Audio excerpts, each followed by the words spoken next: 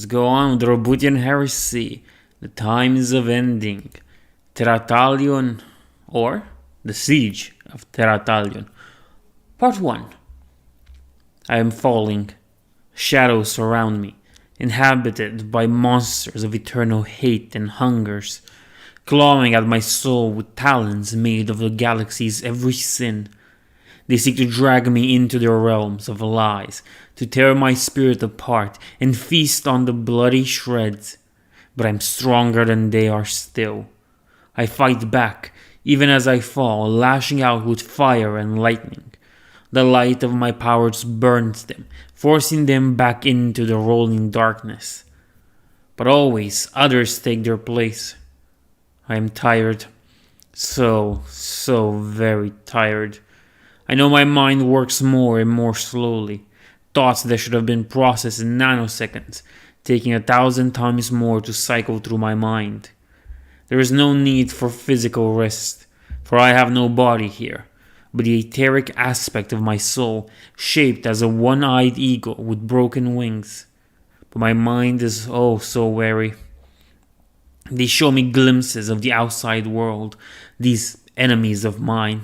They taunt me with images of what the Imperium has become, showing me the misery, the ignorance, the superstition, and the blind, terrified worship of my father. From the moment we put his dying body on the golden throne and activated that infernal contraption, I knew it was inevitable, but it still hurts to see trillions of souls pray to him without having the slightest idea of who he really was, what he really fought for. They show me my sons too, especially the one who wore the blood-soaked raven on his armor, and I weep for him, lost to the lies of the blood god. He will find no victory on this path, and all the power Khorne grants him will burn him from within until he is nothing more than a withered husk. All traces of what he was and could have been long gone. How they laugh every time they show him to me as he fights against his own brothers. How they laugh as they show me what he intends to do. Then, there are those of my sons who are still loyal to their oaths, whose souls are all but drowned in ancient grudges. They walk in the shadows, surrounded by the ghosts of the past, caught in an endless, self-sustaining cycle of vengeance, denying the dead peace just as the dead deny it to them. I sense a greater hand at work in their fate, a power on which my foes have no hold, and one they fear might grow to threaten them. But this is nothing compared to the visions of my ashen dead, the silent ranks of my sons who were consumed by the flame meant to protect them from the influence of the dark. Every time one of them falls to his destructive touch, they show him to me, show me all that he was and all that he could have been, while the god of lies laughs in the background. Each time I weep for the cruelty of fate against my sons, knowing it is the result of my defiance, and fully aware that the alternative would have been much, much worse. Because even now, as the jaws of chaos snap at my heels, while I fall ever deeper into the tides of the Empyrean, I still hold hope. There are two of my sons that they never show to me, either because they cannot see them or because they do not want me to see them. But even if they don't show me my two greatest sons to me, I am not without sight of my own. Even here, even now. The visionary and the avenger, walking their own paths, seeking their own ends. One driven by the search for salvation, the other burning with the pure flame of Vindicta. Their destiny is shrouded to the dark gods, though for very different reasons. And so I fall, and so I fight. I will not stop until the end. I will never give up, never give in. For I am Magnus the Red. I am the son of the Emperor. I am the Crimson King. I will never be your slave. The Siege of Terathalion, Part 1. The Coming of Chaos. For 10 millennia, the 1,000 Suns have acted as the defenders of mankind in the game of fate.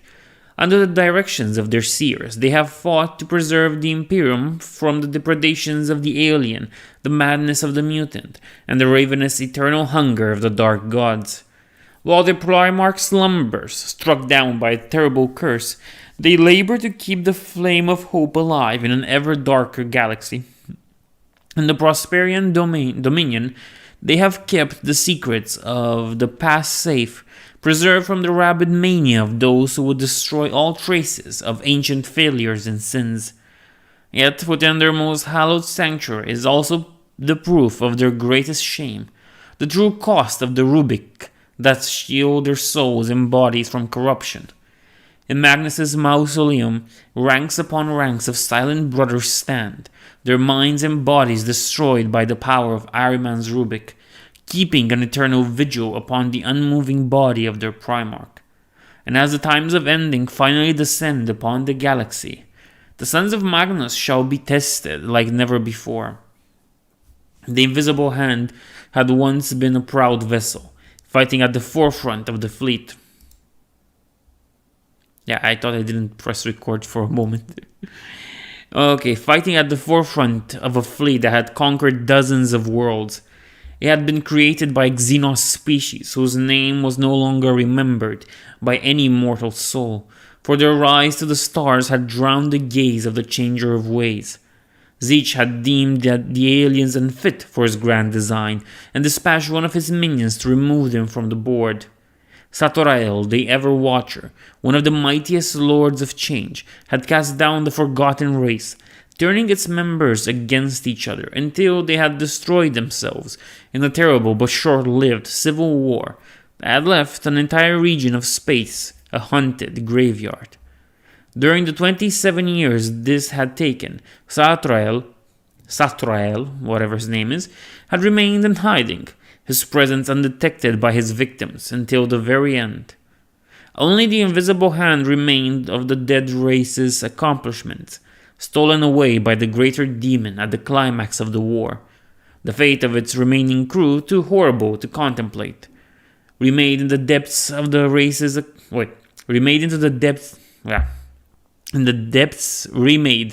depths of the warp, the ship was now an extension of Zahariel's own being and power, a demonic vessel like few others plaguing the galaxy. 9 kilometers long, it was ever-changing, its corridors shifting without warning or pattern, while surface bristled with all manner of weaponry that only remained for the blink of an eye before vanishing as if it had never been there. With it came other demon ships, as well as a fleet of the lost and the damned, cultists from all over the galaxy, which had been cultivated by the Ever-Watcher for centuries, and had finally been called upon to serve their fettered god. Zahariel, the Ever-Watcher. Among all the demons that serve the Changer of Ways, there are few as dangerous as the one responsible for the downfall of Magnus, and who now leads the attack on Terathalion. As a greater demon of Tzeentch, Zahariel wields considerable sorcerous power, and merely looking upon his incarnated form is enough to drive most unprepared mortals to madness. But like most demons of Tzeentch, it is his cunning and long-term planning that make him truly dangerous. The Ever-Watcher has brought entire civilizations to ruin without ever revealing himself, whispering in the dreams of those acceptable to contact from beyond the veil and manipulating the course of history over centuries. When Magnus drew the wrath of Tzeentch by refusing the Dark God's deceitful offer of salvation, long before the heresy began, the Architect of Fate tasked Kairos, the Oracle, to corrupt the First Legion instead. But it was Zahariel who was commanded to punish the Crimson King. This punishment was a long time in coming. The entire heresy passed by while the Ever-Watcher made his preparations. When the Thousand Suns laid waste to Fenris and scattered the Space Wolves across the stars, Zahariel was there, helping Commander Var Greylock escape from the Emperor's retribution. When the Dark Angels were trapped in exile within the Eye of Terror, It was Zahariel that first approached the Sons of the Lion with knowledge of hidden paths out of the storm and beyond the iron cage. Finally, more than 1,000 years after the heresy, the greater demon called on these two depths and orchestrated the first Black Crusade aimed at Terathalion. For several months, the Prosperian domain was caught in war as the 15th Legion did battle against its ancient enemies, Magnus himself directing the Imperial forces. Though Greylock had appeared to be in command of the Black Crusade, the Thousand Sons had suspected another's influence from the start, for it was supremely unlikely a Wolflord had managed to obtain the assistance of the First Legion. Their suspicions were confirmed when Zahariel, led the raid on the Photep, the flagship of the Thousand Sons. While Ahriman was fighting and slaying Greylock, the Everwatcher put a terrible curse on Magnus and destroyed the Gloriana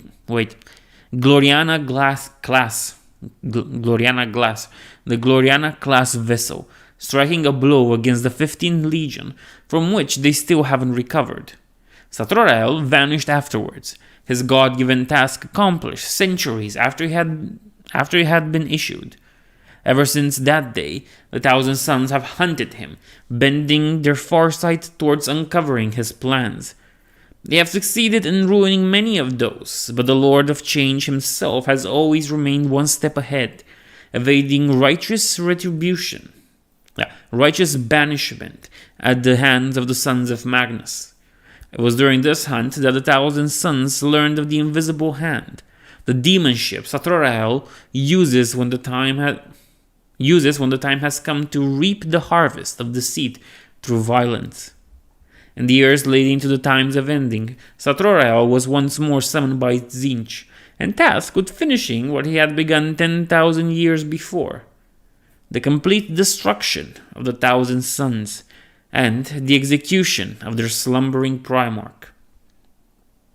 Second in size and in power to the great demon ship was the flagship of the Dark Angels' presence among the Chaos Fleet. The battle barge Impeccable Will had fought against the forces of the Emperor for 10,000 years. Unlike other ships of the traitor legions, he had never fought for the master of mankind. Instead, he had been forged in the secret layers of the First Legion before the Roboutian Heresy, and his first engagement had been at the Ishvan massacre, where he had butchered the loyalist ships. In the centuries, the Imperium had come to know the vessel as the personal flagship of Grandmaster Azrael, the Lord of Lies, one of the 9 Dark Angels who obeyed only the direct command of the Demon Primarch, Lionel Johnson. Azrael had brought with him the entire order under his command, thousands of Dark Angels, legionnaires, aboard dozens of ships. Never since the heresy had the First Legion showed itself in such numbers. Azrael had called all the captains who owed him their service to gather this host. With the Sons of the Lion came their mortal slaves, massive transports packed to the brim with cultists of Tzeentch and Broken Ones, former Imperial subjects whose minds had been shattered by the cruel ministrations of the Interrogator Chaplains. From the moment the Chaos Fleet entered the Terathalion system, these vessels began to broadcast the tormented cries of the Broken Ones at full power on all frequencies, a symphony of tortured souls begging for their release, heralding the coming of the Dark Angels. Azrael, the Lord of Lies. The Grandmasters are the highest-ranking officers of the First Legion, the Chaos Lords who sit only one step beneath the Demon Primarch of the Dark Angels, and the complex hierarchy of the Legion, belonging to the Changer of Ways. Their names are a curse for all within the Imperium who know of them. Few as those are, and each is responsible for atrocities no unsullied mind could imagine. The Inquisition has kept track of them for the last 10,000 years, learning the names of those who rose to replace them, who fell in battle, or or out of their dread master's favor. Among this shadowy brotherhood, Azrael is the most recently elevated. He might have only been risen to the stature of Astartes in the last millennium, or he might be a veteran of the Roboutian Heresy who finally earned the Lion's approval. Or he might be something else entirely, something no one else or no one would ever suspect. No one knows for certain, not even Azrael himself, for unknown to everyone in the galaxy, save Tzeentch himself, and perhaps the Lion, Azrael's title of Lord of Lies is more than imperial propaganda or self-aggrandizing. Upon being elevated to the rank of Grandmaster, Azrael's mind, memory, and very soul were reshaped by Tzeentch to turn him into a perfect instrument. At every moment of Azrael's life, his memory of the past changes. 1 hour he remembers fighting at his Primarch's side to breach the Imperial Palace. The next, his first memory is that of the First Legion vessel descending upon his homeworld, the emblem of Tzeentch on their hulls, burning itself in his mind. It is now just his distant past that he cannot clearly remember. More recent memories are no more stable. The shifting memory allows Azrael to speak what he truly thinks is the truth to someone's face, and no amount of instinct or telepathic abilities will reveal any deception. Azrael himself is unaware of what has been done to him. That knowledge is the one thing that never lingers in his mind. His memories always reshaping themselves to erase all contradictions that might lead him to the truth of his condition. Through this manipulation, Tzeentch himself controls Azrael like a puppet, guiding the Grandmaster's great intellect and power towards the Dark God's own unfathomable desires. I like that word. To the outside eye, Azrael appears to be a master manipulator and deceiver. But in truth, he is the greatest pawn in the universe, forever blinded to his chains. In battle, Azrael fights with a long, double-handed blade, inscribed with sorcerous runes channeling the power of Tzeentch. The Sword of Secrets, a sacred relic of the First Legion, which was forged from the shards of the Lion's own blade, shattered by Luther during the final battle of Caliban. Because his memories of training change endlessly, his style with a blade is never the same, and he will often appear to change schools in the middle of a duel, taking his opponent by surprise. While his surface thoughts can be perceived by telepaths, even the strongest of them cannot pierce the depths of his mind, as they interpret the shifting memories as mental defenses against such intrusions, unable to conceive of the terrible truth. The last element of the attacking fleet was made up of the Space Wolves and their allies. Logan Grimnar, the Wolf Lord responsible for the summoning of Rogol Dorn upon the world of Armageddon, more than a millennium ago, was the leader of the 6th Legion's forces from his battle barge. I'm not going to pronounce that. Something with Heim. Gilfarheim, whatever. It had been Zahariel who had convinced Grimnar of joining the attack, playing on the Space Wolf's hatred of the Thousand Suns to overcome his inner disgust of the Dark Angels. Across the Eye of Terror and beyond, Grimnar had reached out to all warbands of the 6th Legion, and he knew of, spreading the word that at long last they would bring about the end of the Thousand Suns by destroying the heart of their Prosperian dominion. Even so, many of the thousands of sons of Rus among the fleet disliked having to fight on the same side as the Lions Get, whose father had led their own to his doom 10,000 years ago. Tensions between the two traitor legions were high, and Zahariel used this to keep his hold over the assembled force. None of those two legionary leaders could hope to seize control from him without the Armada turning against itself. The Wolves had brought with them their usual complement of Xenos technology and allies, Rakghoul mercenaries, ancient weapons whose initial function no one was really sure of, and a plethora of other aliens bound to the 6th Legion by incomprehensible pacts. Logan Grimnar, the Old Wolf, the Bane of Armageddon. Yeah. The Lord of the Silent Colors, the Wielder of Morkai. All these titles and more have been heaped upon Logan Grimnar. But to those who fight alongside him in the Long War, he is simply known as the Old Wolf. The title is something of a private jest among the Sons of Rus, for Logan Grimnar is young by the standards of the Traitor Legions. He has never fought under the command of the Wolf King and has only plagued the Imperium for the last 2,000 years. Yet any who look upon him cannot doubt his age.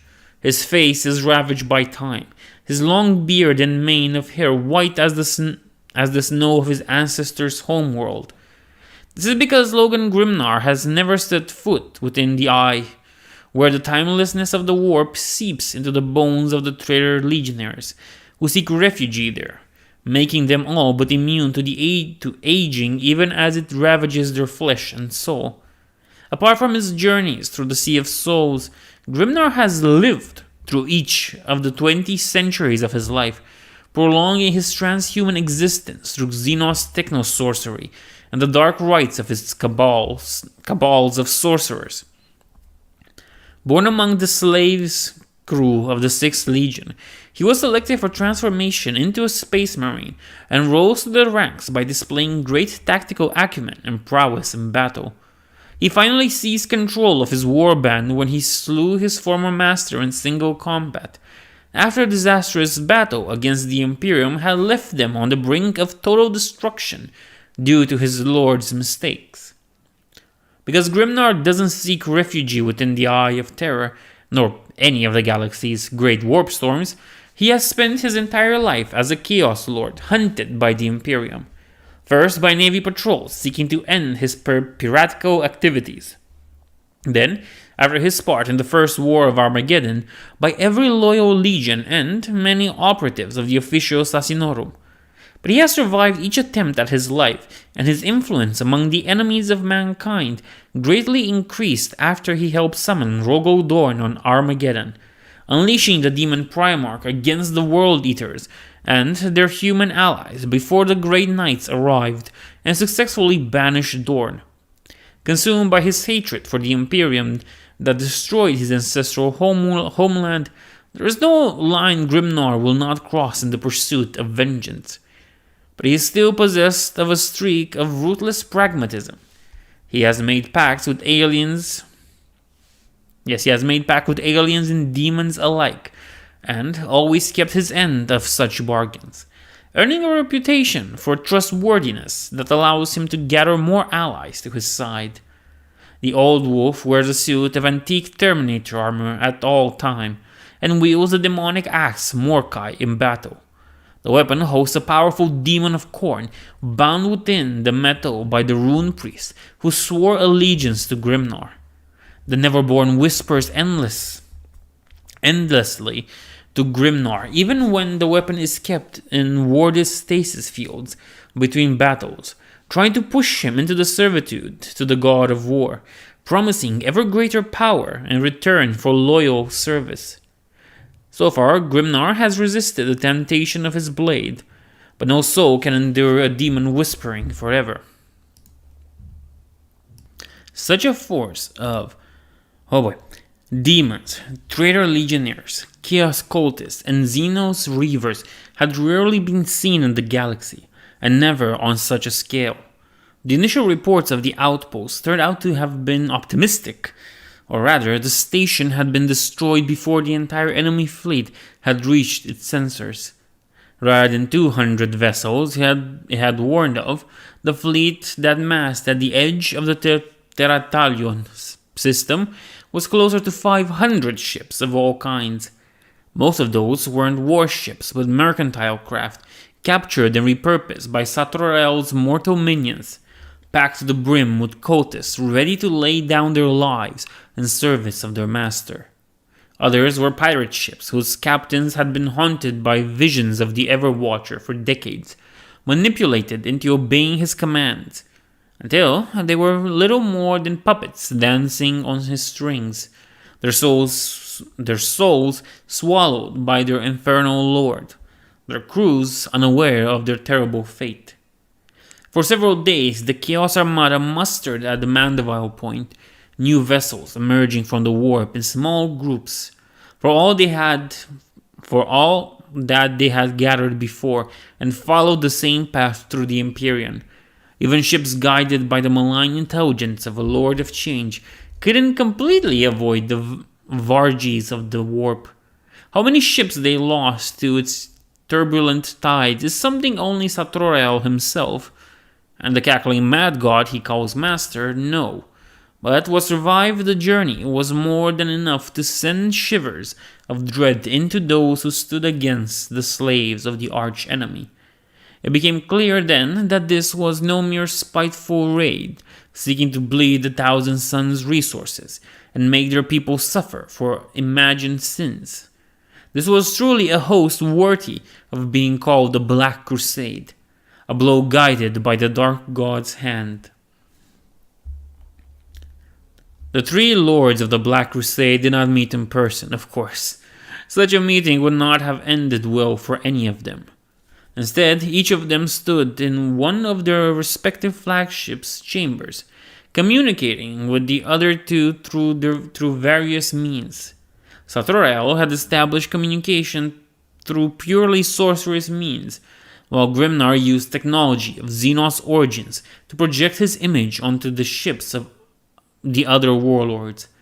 As for Azrael, he was using the result of one of the Dark Magi enthralled to the First Legion, a machine that was as much infernal sorcery as it was mechanical wonder. It clicked and hissed in the corner of the room, projecting the images of Demon and Space Wolf in the air before the Lord of Lies. "Here we are," began Zahariel, his winged form much reduced in stature, in his projection yet still towering above Azrael, despite his attempts to change the setting of the projector. "The greatest armada of the Changers of Ways ever gathered. With the might of the Vulca Fenrica, the sons of the Cyclops do not stand a chance against us." "Perhaps," growled Grimnar, "as long as the Dark Angels can stop themselves from stabbing us in the back long enough for us to actually win the war at last." Azrael carefully maintained a neutral face. He had already tried to save Logan. He had already tried to have Logan killed 3 times since the rendezvous in deep space, sending demons to slay him and making sure they could not be traced back to him. All had failed. 2 had been caught and banished by the cabal of warp dabblers that surrounded Logan. The last torn to shreds by the corn-marked axe of the old wolf. That was a shame. Grimnar had offended the god of fate many times, spurring his gifts in favor of the brutish strength offered by the god of war. But there would be a reckoning. In time. "Come now, Logan," said Zahariel with a crooked smile, somehow appearing on his beaked face. "You are just being paranoid. Azrael would never turn on his allies when something as important as what we intend is at stake. Isn't that right, Azrael?" "Of course," bristled Azrael. "Our work is paramount to the Lion and the Changer of Ways." How foolish did the old wolf think he was? They were here to destroy the 15 Legion once and for all. This was far more important than any other plot. This was the will of Tzeentch himself, written large upon the galaxy. To sabotage it was unthinkable. He would not turn on his allies until Magnus was dead and Terathalion destroyed. Why, he had even held back from trying to have Logan removed during the trip, knowing that without the old wolf, the Space Wolf elements of their fleet would disperse. "See?" chuckled the Lord of Change. "Now on to the grim and delicious business of war." On Terathalion, the Thousand Suns had no idea how such a massive force could have bypassed the iron cage trapping the traitor legions, other than the Ultramarines, within the Eye of Terror.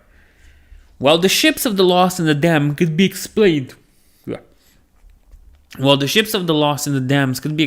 Zahariels collecting them from all across the sector and beyond, and the Space Wolves had ever wandered the galaxy's dark paths, the presence of the Dark Angels in such a number was disquieting in the extreme.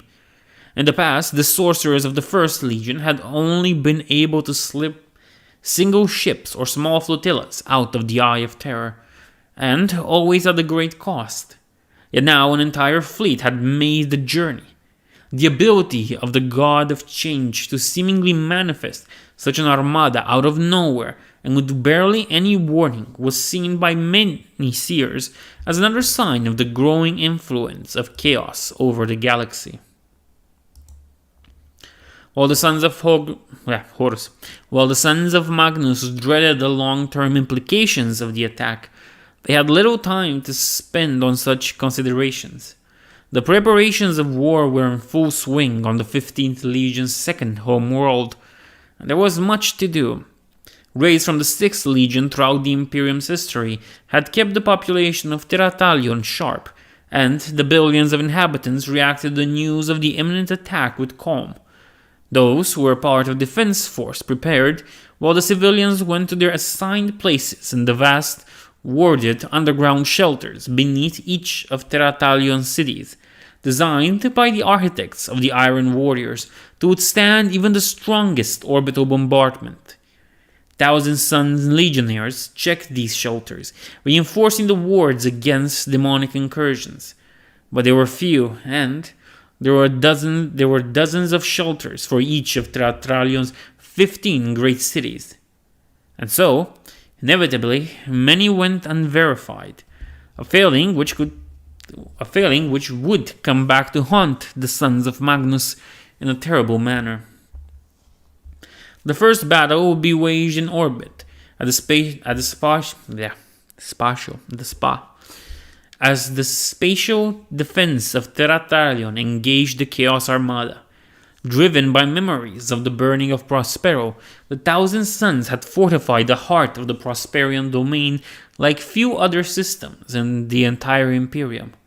Terathalion was the system's only planet, but the void was filled with the defenses the Iron Warriors had installed there after the Roboutian Heresy. 4 Ramilus-class space forts orbited around Terathalion, spread out above the planet's equator, enough firepower to raise entire worlds, and an investment in resources and manpower that had enraged many high admirals of the Ultima Segmentum over the millennia. Dockyards and Mechanicus orbital facilities linked the forts, forming a ring of sorts around the planet.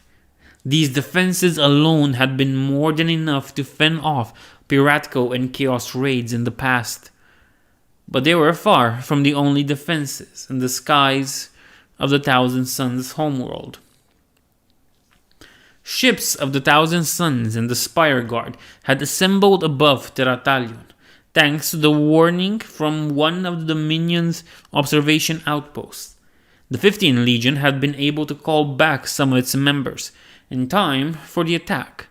Still, few Sons of Magnus had been able to reach Terathalion before Zahariel's fleet, while others had no doubt been beyond reach, fighting other wars not knowing their homeworld was threatened, combined with those who had been present on the planet when the warning had come, but either as part of the small Astartes garrison or to bring new recruits to the apothecaries.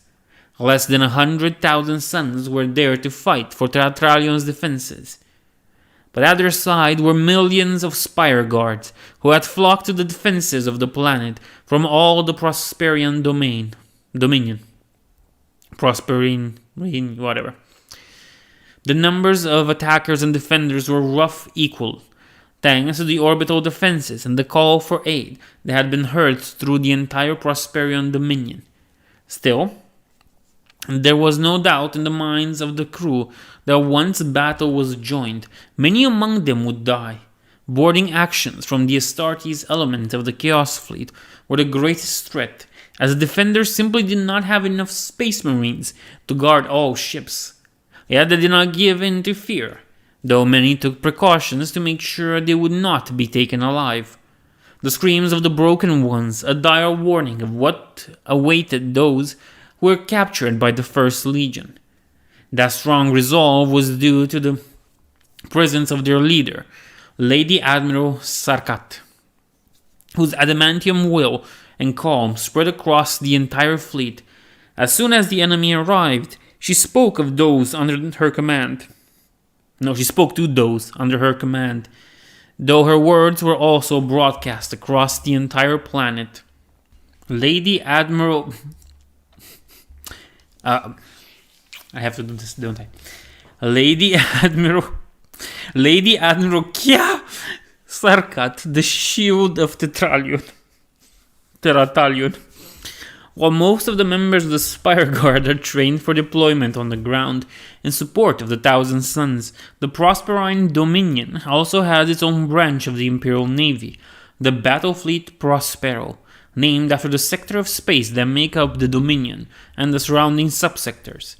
It recruits from all of the Dominion, but its greatest officers have always hailed from the old families of captains and admirals who guided the ships of the Thousand Suns during the Great Crusade. Men and women whose ancestors had once been sailors on Prospero's own seas. It was from one such illustrious bloodline that Kya Sarkat was born, and soon she proved to be the greatest void mistress in generations. She combined instinctive mastery of the void warfare with a talent for getting people to respect and obey her, and years of the Naval Academy have sharpened these skills to a razor's edge. She became a captain at the very young age of 32, and an admiral merely 20 years later. After an engagement against a flotilla of Dark Eldar raiders, where she managed to outwit the enemy leader, a withered, evil thing that had fought void battles for longer than Kya's family had commanded spaceships. Though she blew the Archon's flagship apart, she had arrangements made with the homunculi of Komorag and returned a few... He had arrangements made with the homunculi of Komorag and returned a few years later, promising that he would wear the dark skin of the monkey bitch as a cloak. Can I say that word? Let me check. Can I say that word? I think I can. It's a coat, so I think I can. And weave her black hair as gloves to wear as he strangles her kin while she watches. So far, he has not succeeded. The entire battle fleet knows the story of the long war between Kya Sarkat and Ulrich Tessatar, Archon of the Venomous Claws Cabal. For the last 100 years, the two have tried to kill each other. Ulrich knows that if he cannot make good on his vengeful promise, his own warriors will think him weak and turn on him eventually. As for Kya, she remembers exactly what Ulrich did to the people of the First World in whose skies they battled, and has sworn that she will see the Dark Eldar destroyed. By the time Zahariel unleashes Black Crusade on Terathalion, Lady Admiral Sarkat had become the leader of the planet's space defenses. From the ships patrolling the system and its neighbors to the orbital platforms, space forts, and planetary missile silos, all was her at command. Well into her second century of life, she had already fought off several raids by Chaos forces, and one led by her old nemesis, though none of the scale. As the fleet began to advance on the Thousand Suns' homeworld, she vowed that she and those under her command would make the traitors pay for every centimeter of the void they took from her. As the Chaos fleet drew near, the Lady Admiral worked day and night to prepare her forces for the coming battle. For 3 days she worked without rest, coordinating the various elements under her command, familiarizing herself with the capabilities of each vessel and the skills and temperaments of their captains. 1,000 Suns member of the Pavoni cult remained at her side. His psychic powers keep her mind and body at maximum capacity during that time, and the rest of the campaign. The Sons of Magnus had pledged to guard the Admiral with his life. In case her ship, the Emperor-class battleship Word of Magnus, was boarded during the engagement. He also acted as a relay between the fleet and the ground defenses, mind-linked to Maddox himself in communion with which even Zahariel could not interfere. Every enemy of the Imperium is out there, brothers and sisters, the Xenos, the traitors, the heretic. They have all banded together, united in their hatred of the Imperium, because they know that they cannot defeat us alone. They have come to bring death, suffering, damnation. They have come to finish what they failed to accomplish 10,000 years ago, when our ancestors' world was lost to the fires of betrayal and barbarity. But they failed then, even though they had the full strength of a Space Marine Legion, and all we had were the men and women of Prospero and a handful of our transhuman guardians. And they failed again when they came to this world with the dregs of that legion. Yet in each of these battles they took something from us, something irreplaceable. The first time they took Prospero from us. The second time they took Primarch Magnus from us, forcing him into a slumber from which he has yet to wake up. And now they are here to wipe us out, to tear the heart of the 15th Legion, to destroy the future of those who, by their very existence, defy the lie that is theirs, because they cannot bear for us to live. I say enough. This is where it ends. This is where the cycle stops. They will not take anything more from us. Here at this moment in history, we will teach the enemies of mankind that Terathalion stands strong against the darkness. They outnumber us, but each of us has the fire of the God Emperor in his soul. They have vile sorcery on their side, but we have his light and the wards of the 1,000 suns to guard us. They have the blasphemous technology of the Xenos, but we have the blessings of the Omnissiah to strengthen our guns. They are driven to battle by the fear of their slave masters. But each of us fight in defense of his world and his people. For the Emperor and the Crimson King. Death to their foes. I like this one. This one was nice. I really liked it. From Lady Admiral Kias Arkat at the beginning of the siege of Terathalion. Despite the preparations of Terathalion's defenders, the first blow was struck before the Chaos Armada reached the first line of defense, coming from an unexpected direction. The arrival of so many ships had torn a massive rift through the warp as they re-emerged into reality, and it had not closed after the passage of the last vessels.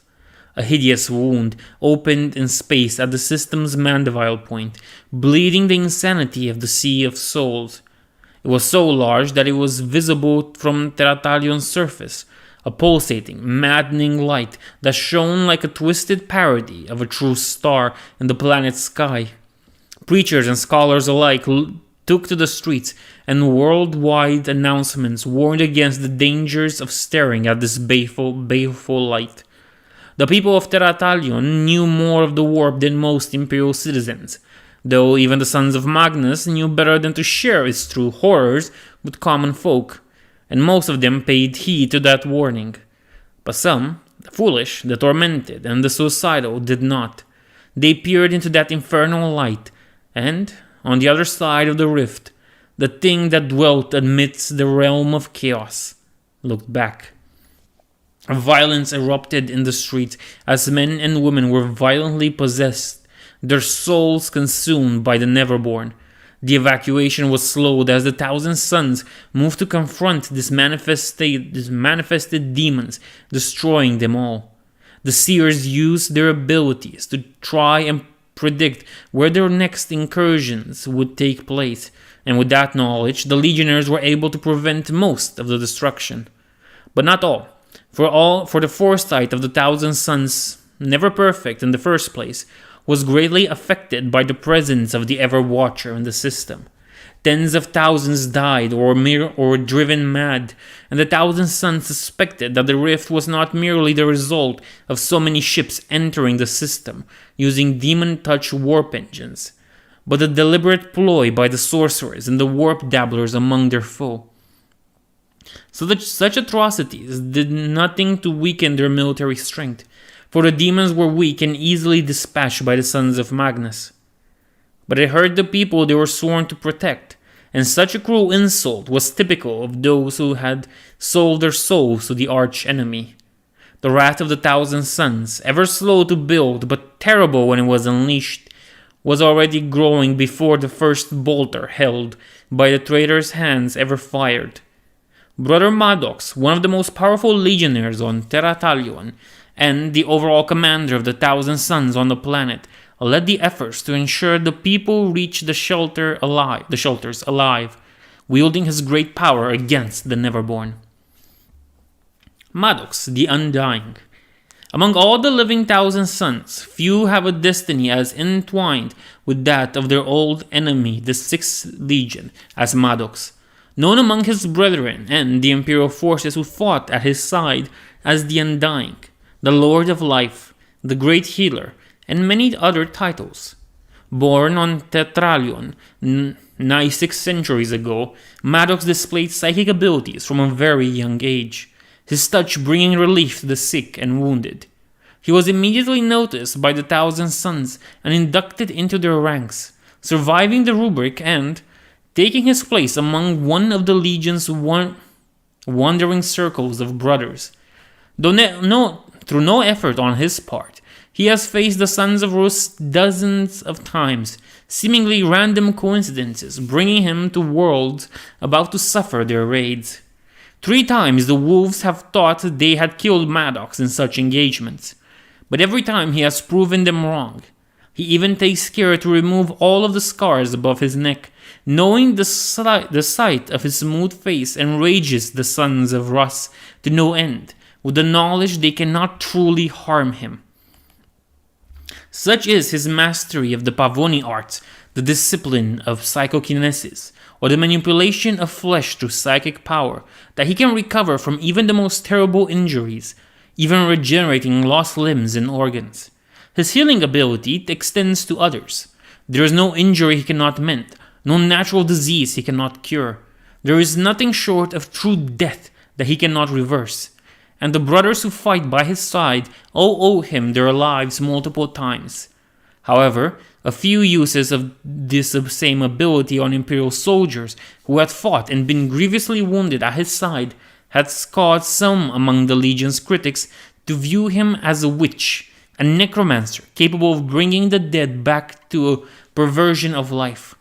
Those humans he saves from certain death are often forced to join the retainers of the Thousand Sons, lest they be slaughtered by mobs upon the departure of the Sons of Magnus.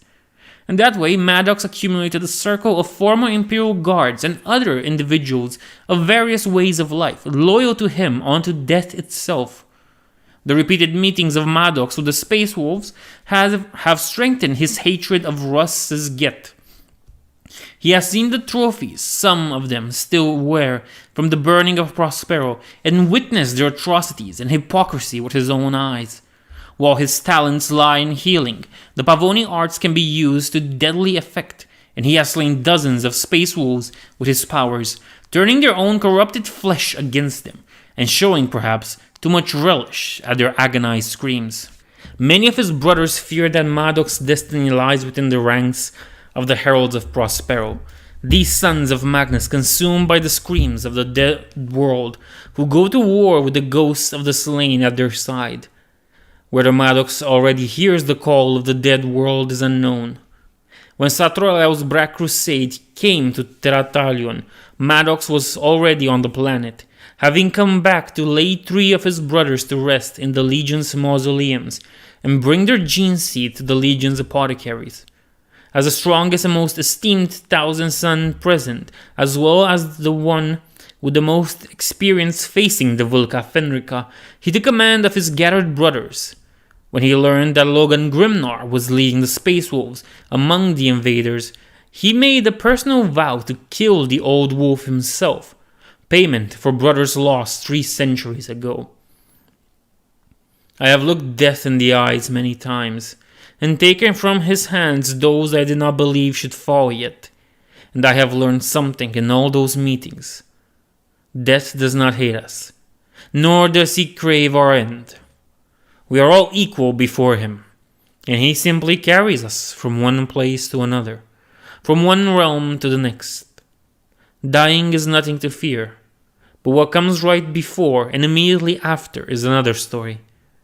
For death may not belong to the dark gods, but hell does.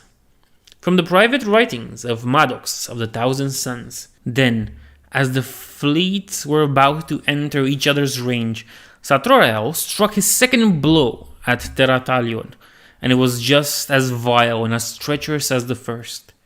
Aboard the Invisible Hand, with the help of a circle of dark angel sorcerers and demons of Tzeentch, he performed a foul ritual that reached into the minds of Terathalion's defenders. The words of the Thousand Suns held true, diminishing the ritual's power greatly. The power of the Rubik shielded the Thousand Suns even further, and the only thing they felt was a tightening of their etheric weave that burned within their very soul as it shielded them from Zahariel's spell. Every human in the fleet felt a binding headache, accompanied by terrifying whispers that vanished after a few seconds, causing no greater damage than a few incidents where those afflicted had been performing delicate tasks. But there were still those minds too frail to resist such a blunt assault on their psyche. They fell, their brains bleeding out through their ears, dead before they hit the floor. And then there were those who had been directly targeted by the ritual, rather than caught in the wake of its power. The target of the ritual was the Ramirez-class space fort, Pythagoras. For 10,000 years it had stood, defending Terathalion from all invaders, its light in the sky a source of comfort and peace for the people below. Like all such immense fortresses, the Pythagoras was a city in space greater than any single ship and housing hundreds of thousands of souls. None of them were spared, the power of the ritual tearing apart the words engraved on the space fort walls and scouring the souls of those within. As the Thousand Suns recovered from the Rubik's sudden pressure on their minds, they stumbled, their psychic senses nearly overwhelmed by the cries of anguish and horror that rose from Pythagoras, while mortal psychers wept bloody tears, unable to understand why. The ritual was a creation of Tzeentch, the god of change, and it bore all of its terrible hallmarks. Those who were caught in its full effects had the very truth of their souls rewritten, their loyalties and hatred reversed with no regard for their sanity. One moment they were defenders of Terathalion, loyal servants of the god emperor, hating the Xenos and the heretic with all the passion that was to be expected of them. The next, they were heretics themselves, despising the corpse and god of Terra, the Imperium, and the Thousand Suns, with nothing but the blackest contempt for their own families. In the blink of an eye, tech priests became heretics, and preachers became demagogues of the ruinous powers. No son of Magnus was with them, though whether or not the ritual would have affected the legionnaire is unknown, and it is perhaps for the best that the question remains forever unanswered. Many of those affected died on the spot, or fell into a coma, their minds simply unable to function. Under the strain of violently contradicting convictions, the matter of Pythagoras, Commander Nizrak, a veteran of 200 years, who had fought for the Imperium all his life without giving ground ever once, was one of the early victims. According to footage later recovered from the bridge's pict recorders, the Commandor killed himself with his service weapon, the expression on his face showing immense tension as whatever remained of his noble soul battled the corruption sown in him by the arch-enemy's vile sorcery. But even though thousands died or incapacitated at the command structure of the space fort was completely destroyed, their imperial bred respect for authority their imperial-bred respect for authority being one of the first things destroyed by the spell. Pythagoreans remained extremely dangerous, driven by their new hatreds. Gun crews aimed their weapons at the fleet and the planet below, scouring the nearest ships who were still maneuvering and hadn't yet put strength in their void shields. Swarms of fighters left the hangar bays, the pilots having replaced their discipline and brotherhood with vicious, selfish, predatory instincts.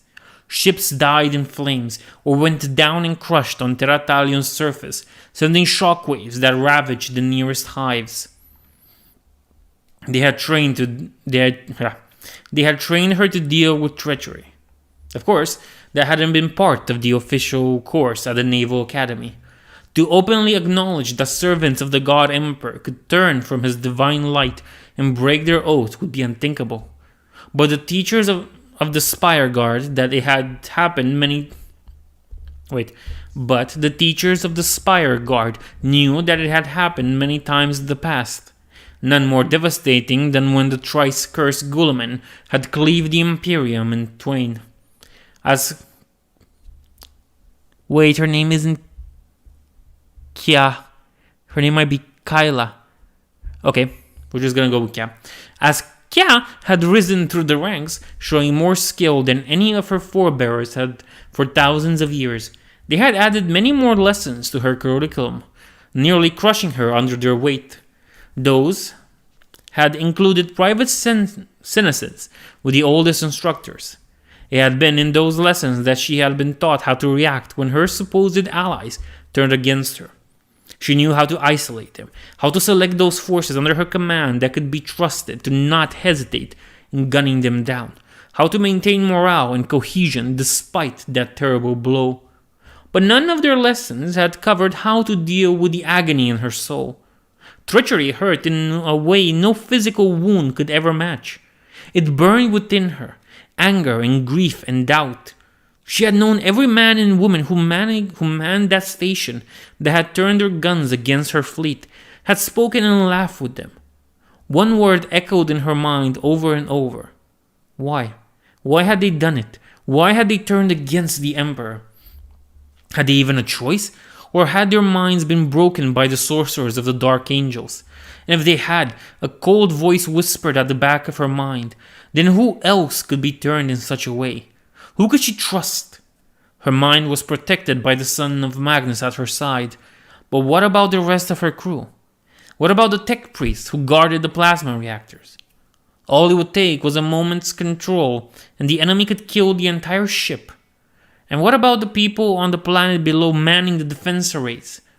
One miscalculation, one error in the targeting protocol, and the fleet would be crippled. She could not trust anyone but herself. She could not, Admiral, said a strong, calming voice directly into her mind. Admiral, come back to me. Her eyes snapped open. She hadn't realized she had closed them, and she saw Asim standing before her. His face, shadowed by his psychic hood, was difficult to read, but she thought she saw concern and a touch of shame on his features. She took a deep breath, feeling the paranoid panic that had nearly seized her fade away. A glance at the hololithic projection told her that whatever had happened in her had lasted less than a second. My apologies, Admiral, said Asim. The enemy struck at you, using the greater spell as cover for their sorcerous weaves. I should have seen and blocked that attack, no matter how subtle it was. I swear to you on my life that it will not happen again. Kya blinked. Her fears were gone. No, not gone, but under control again, and it seemed incredible that she had been about to lose her mind over them but moments ago. Then the words of the son of Magnus registered, and a cold fury seized her. It's all right, Lord Asim, she replied before turning to her Vox officers and beginning to speak the orders that would destroy the traitors in their midst. Even as she spoke, she silently vowed that the slaves of ruin would pay for this atrocity. Pythagoreus was lost. Even if the space fort could be reclaimed from the traitors that currently occupied it, a tall order considering there were still hundreds of thousands of them, The Imperials did not have the resource or time to crew it again. Therefore, Lady Admiral Sarkat took the only decision available to her. She ordered the priceless Void Fortress destroyed. The Lady Admiral reacted quickly, and at her command, a portion of the fleet turned against the Pythagoreus, while the two other closest Ramilus-class space forts trained their own weapons against their corrupted brethren. Soon, Pythagoreus' main guns were crippled, the immediate threat to the fleet removed. But Pythagoreus couldn't be allowed to remain. In Terathalion's skies, that is. Kya asked for the help of the Thousand Suns. A boarding party would be sent to sabotage the main reactors of the space fort and grant the Emperor's mercy to the unfortunate souls within. She left some ships to quarantine the space fort while on the surface. Brother Maddox gathered his brothers around him and prepared to lead the boarding party himself. Maddox took 4 of his brothers with him, 1 from each of the cults. The 5 of them went to Pythagoreus aboard the venerable Stormbird, the second principle, shrouding it from detection by the Starfort's apexes with their powers. They landed in one of the abandoned hangar bays and fought their way through the throngs of rabid cultists that now populated the space fort. Already, confusion and infighting were raging within the Pythagoreus, as people who had once been the closest companions raised war bands to fight another, consumed by unspeakable hatred. The Thousand Suns tore through battlefield after battlefield, laying waste to both sides as on their way to Pythagoreus' depths. Speed was their ally, but eventually word of their presence spread, and their shared hatred of the Imperium and the Sons of Magnus drew the twisted crew of the space fort into vast hordes. By the thousands they came, their poisoned thoughts nearly bringing the Thousand Suns to a stop where all guns and blades had failed. But Maddox shielded his brothers from the corruption surrounding them, purifying their brains of the sorcerous taint that still echoed in the space fort's corridors. On and on they advanced, moving faster than the human tide that was closing in on them from all directions. Then they reached the reactors at the heart of the immense structure. There, the fighting was the fiercest, with corrupt magi leading the hundreds of tech trolls under defied icons of the machine god. 2 of Maddox's brothers fell before they reached their goal, but eventually the remaining 3 reached Pythagoreus' beating heart. A light in his helmet's display flashed green, and he knew that the second principle had gotten clear of Pythagoreus. It had been a risk to bring the gunship here, without the Thousand Suns aboard it. It could not hide from the enemy's sensors. But it seemed the party had inflicted enough damage and caused enough disorder among the foe that even the servitor pilot that had been left to crew the gunship had managed to bring it to safety. That was good. Maddox expected that they would soon need all the gunships they could find. Howls coming from the entrance of the reactor chamber warned him that the foe had arrived at last. But it was too late. They had completed their task. The machine spirits had been driven into a frenzy, all of their restraints removed. Nothing could stop the explosion now. As warp lighting surrounded Maddox and his remaining 2 brothers, and they were carried away from the doomed space fort and back to Terathalion's surface, Maddox found no joy in this success. They were destroying a fortress that had stood vigil over Terathalion for 10,000 years. How much history would be destroyed along with it? How many lives, even if they were already lost to the cruelest of the dark gods? His heart burned with an anger that threatened to overwhelm him. Anger at the demon that had cursed his Primarch all those centuries ago. Anger at the foul gods it served. Anger at himself for failing to protect the crew of the Pythagoreus from their vile sorcery. That anger fanned the flames of an older wrath, one that had been born in his soul when he had been but a child learning the story of Prospero for the first time. Ancient voices and screams rose from his soul as if from a great distance, the cries of the martyred dead of the Thousand Suns' first homeworld. So much had been taken from the 15th Legion over the years. But the Lady Admiral was right. This would end now, with this battle, one way or another. No more. As his flesh faded from reality, Maddox swore that there would be an end to it all. The Pythagoreus exploded in a sphere of starfire that scrambled the apexes of the entire defense fleet and obliterated the nearest vessels, despite their void shields being raised at maximum capacity and their captains having moved as far away from the space fort as they could. On her bridge, Lady Admiral Kya breathed a prayer for the unfortunate souls that were lost along with the venerable Void Fortress. At least now, the threat lurking among her fleet was gone, painful as the removal might have been. But despite the Imperial's swift reaction, Zahariel's vile spell had fulfilled its purpose.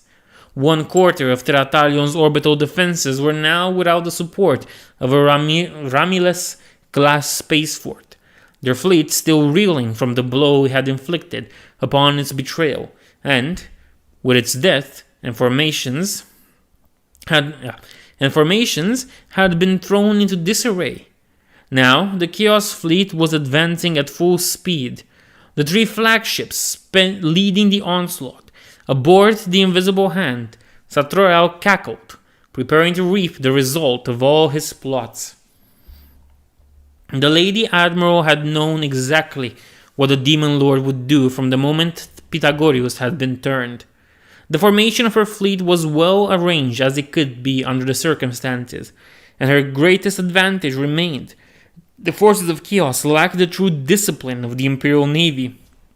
She had also given orders for the 2 Ramilus-class space forts that had fired upon Pythagoreus, Zika's Light, and Photep's Fury to move from the geosynchronous orbits above Terathalion. It was a bold move, for it left the regions they were supposed to protect without their immense strength. Furthermore, it would be many more hours before they reached the battle and could bring their full firepower to bear. But Kya believed, based upon the Thousand Suns' divination and her own instincts, that Zahariel would not attempt to break orbit and reach the planet's surface anywhere else. And once the 2 space forts arrived, the tide would definitely turn in favor of the Imperium. Zahariel's host of cultist vessels crashed against the defenses like an ocean tide against a cliff. The poorly equipped ships were slaughtered by the dozen in the first moments of the engagement, but they had never been intended as anything but a distraction. While the Imperial fleet's guns were busy tearing the shafts apart, the Traitor Legion's ships sent boarding parties, taking full advantage of their greater number of Astartes warriors. Through torpedoes, gunships, and teleportation and other fouler means, the Space Wolves and Dark Angels attacked the defenders, silencing batteries and wreaking havoc within enginariums. From their posts within the planetary fortresses, Terathalion's defenders saw the skies of their world filled with the light of weapon discharges, destroyed ships, and burning orbital installations. For several hours, the 2 fleets did battle, Lady Admiral Sarkhet directing the Imperial efforts with all the skill that was to be expected of her. Yet, for all her talents, she could do little more than try to direct the flow of battle, which quickly degenerated into an archaic free-for-all as the Chaos Fleet flew right in the middle of the Imperial formation. The Imperial flagship was boarded several times, but always the elite Spire Guards tasked with defending the vessels repelled the attackers before they could reach the bridge. Such was the confusion, the number of variables, that the seers of the Thousand Suns were all but blinded to the immediate future, spread out across Terathalion cities, within the bulk of them guarding the sanctuary of Magnus, knowing it would be a primary target of the foe, or the primary target. They watched the war above, wondering why none of the Chaos ships had attempted to send troops onto the surface. They all knew what it meant. Zahariel had another plan in reserve, for he could not accomplish his goal if his Black Crusade remained blocked in orbit. Still, when that plan was revealed, it caught even the most potent seers by complete surprise. On Terathalion's equator, below the melted fragments that remained of the Pythagoreus, stood the city of Lutaket, a vast metropolis that housed more than 20 million souls. When word of the coming Black Crusade had arrived, the people had evacuated in good order, leaving their homes and going to the underground shelters. Only the Spire Guards, the Thousand Sons, and their other Imperial allies remained on the surface. They were manning the city's defenses, which included cannons powerful enough to reach orbit and beyond. Such was the confusion of the battle above that it was difficult for the gun's crew to get a lock on enemy target. But they remained at their post, taking advantage of any opportunity that presented itself. Lutaket was the only city whose defenses could take part in the battle, being closest to it all, and they hurled last bolts that seemed like the Emperor's own lightning and shells the size of tanks into the heavens. Then, the madness began. It struck them like a hammer blow, shattering their defenses and tearing at their minds. A wave of agony, of horror, and disgust, so powerful that it could not be ignored, could not be pushed aside. Across the battlements of Lutaket, the Thousand Sons and every human with a shred of psychic potential fell to their knees, clutching their heads and screaming in pain.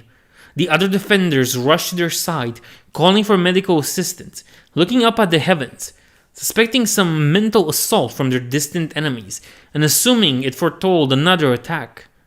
They were right in thinking so, but the attack came from another direction.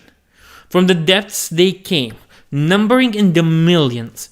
The gates of the underground shelters blew open, and the flow of corrupted humanity poured through. Men, women, and children, screaming and laughing madly, their skins torn where they had clawed at their own flesh in bloody patterns that burned the eyes of any with some shred of sanity left in them. They ran through the streets of Lutaket, directed by cultists in dark robes, held aloof on infernal discs, and wielding great staves of bronze, inscribed with sorcerous symbols. These were the betrayers who had brought the poison of chaos within the shelters, the vile renegades who had forced damnation upon the city's population. When the tides of madness reached the walls, it took several minutes for the defenders to find within themselves the resolve to open fire on those they had sworn to protect.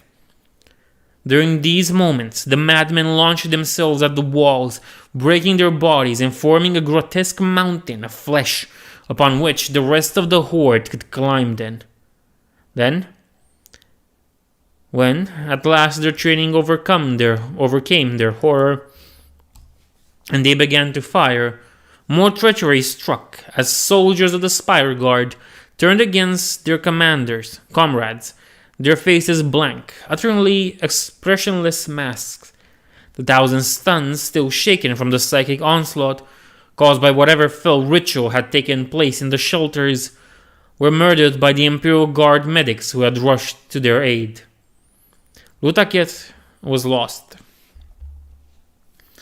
Lutaket, a city that stood for nigh 10,000 years, fell in what seemed to be mere moments, and its guns turned against the Imperial forces in orbit.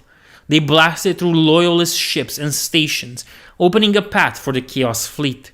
At once, what seemed like a disorganized mess was revealed to have been a cunning plan, and the armies of the Black Crusade rained upon Terathalion.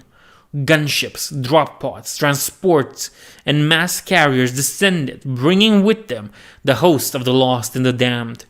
Like a tide of locusts, they came to ruin Lutaket. They came to ruin Lutaket. Okay. To seize the city and use it as their base of operation. In their war for Terathalion, in orbit, In orbit, the Chaos Fleet formed a ring above the space... Wait. I think I lost the line. The Chaos Fleet formed a ring above the space once defended by the Pythagoreans to the foe. Wait, no, I lost again. No, it's wrong. It would be nice if fanfiction.net could have a section where you can just select stuff. You can select stuff because they're scared of, they're copying fanfiction. Anyway, in orbit, the Chaos Fleet formed a ring above the Lost City, suddenly displaying discipline and cooperative previously unseen. The Lady Admiral was forced to withdraw her fleet from above Lutakit, surrendering this region of space once defended by Pythagoreus to the foe. With the casualties the fleet had sustained when Lutakit's guns had turned, she could no longer hope to match the Black Crusade's ship in open battle. All she could do was regroup near the other Romulus-class space forts and wait for the monolithic stations to reach a position where they could open fire on the Chaos warships. But that would take days, rather than the hours they had expected. For as Lutakit fell, saboteurs had unveiled themselves among the crew, touched by the same delusions as the cultists of the Lost City. The engines of the two space forts had been damaged, and while they could be repaired, great care must be taken in doing so. And until Zika's light and Photep's fury could cross the distance, the forces of the arch-enemy were free to land on Terathalion unopposed. Across the planet, the Defenders' remaining cities made their final preparations. Astartes spoke their oaths of moment, Spire Guards recited their prayers to the God Emperor, and Tech Priests consecrated their weapons for the final time. In the top of the battlements of Magnus's sanctuary, Maros looked at the horizon and knew Zahariel had come down as well, leading his unholy alliance of demons and traitors. Twice now had the Ever-Watcher come to Terathalion. Twice now had he twisted the minds of Magnus's own people against their own. To many of Maddox's brothers, these crimes would have been as nothing compared to the atrocities of the 15 Legion had suffered in the past, the burning of Prospero, the fall of the Crimson King. But in the eyes of the Undying, this corruption was even worse. The descendants of Prosperos' sons and daughters had been made to kill their own, to embrace the falsehoods of the great deceiver. Those aboard Pythagoreus had been soul broken by the greater demon's foul ritual, but the cultists who had seized Utaket were another story. Somehow, someway, the slaves of Zinj had wormed their way onto Terathalion, spread their blasphemies among the population. He did not know the details of Lutaket's fall.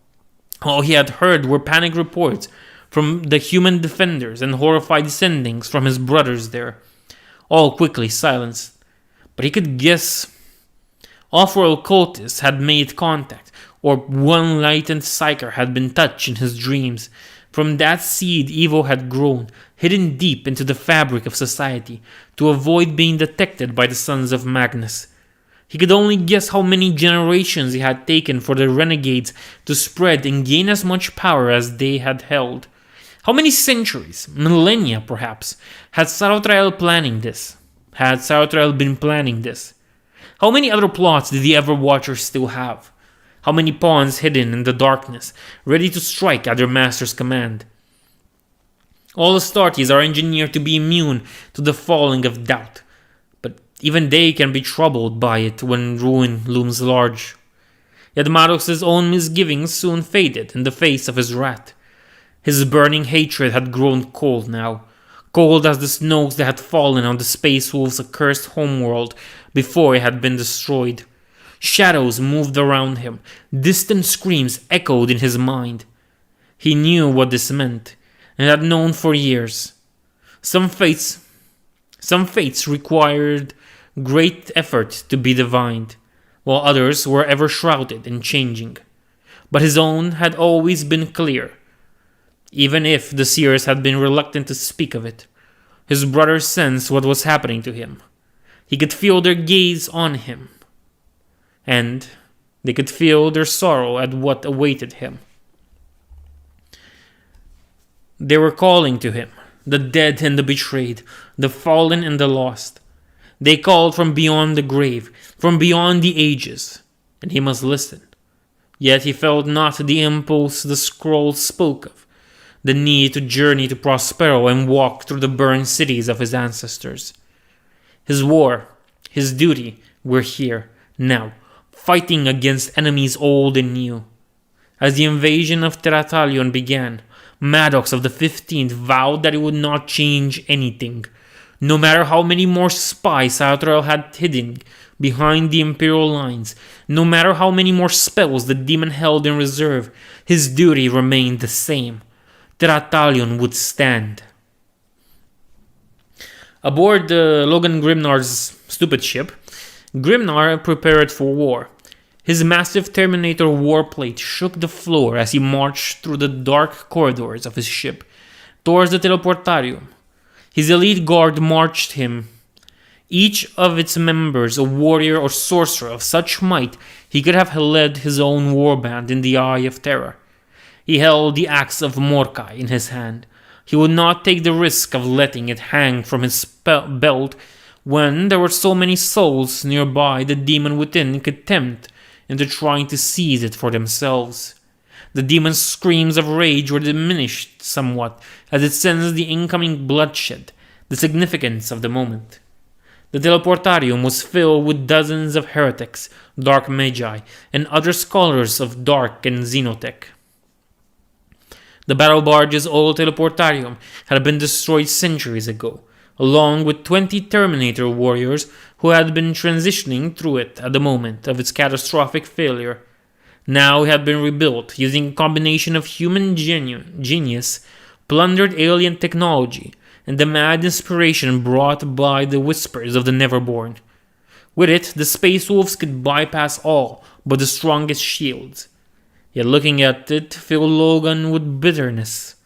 It galled him that his legion were reduced to using such means to prosecute their wars. This was what the Thousand Sons had done to them when they had deceived the Emperor 10,000 years ago at Nicaea and doomed the Imperium. For 100 centuries, the sons of Lemanrus had fought to bring the witches of Prospero to justice. And for 100 centuries, they had failed, but no more. One warrior was already in the Teleportarium when Logan and his guard arrived. He stood alone, a confident grin on his face as he bowed slightly to the older warlord. "Lord Grimnar," greeted Ragnar Blackmane. "Shall we begin?"